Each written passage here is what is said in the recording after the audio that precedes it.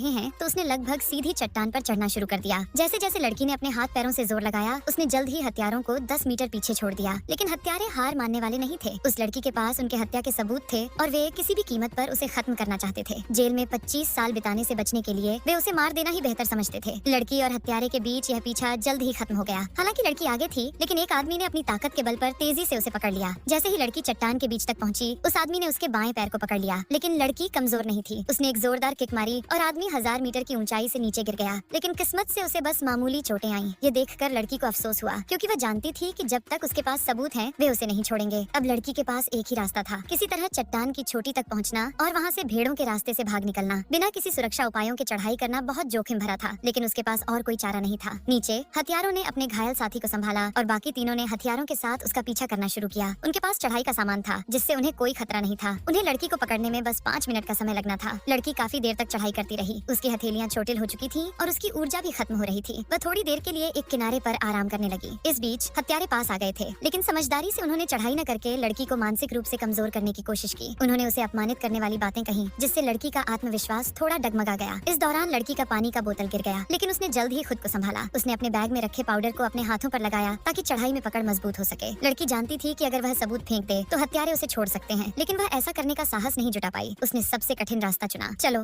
केली, बस कुछ 1000 फीट और चढ़ाई करनी है। उसने हत्यारों की बातों को अनसुना कर दिया और चढ़ाई जारी रखी। लेकिन फिर एक समस्या आ गई। चट्टान का एक हिस्सा बिल्कुल चिकना और सीधा था, जहाँ चढ़ाई करना असंभव था। उसे पास में एक पुरानी चढ़ाई की रस्सी दिखाई दी। वह पास में थी, लेकिन उसे पाने के लिए भी काफी मुश्किल थी। लड़की समझ गई कि अगर वह अब और रुकी तो अगला हत्यारा उसे पकड़ लेगा और उसके साथ क्या होगा, यह सोचने भर से वह कांप उठी। एक लंबी लड़की को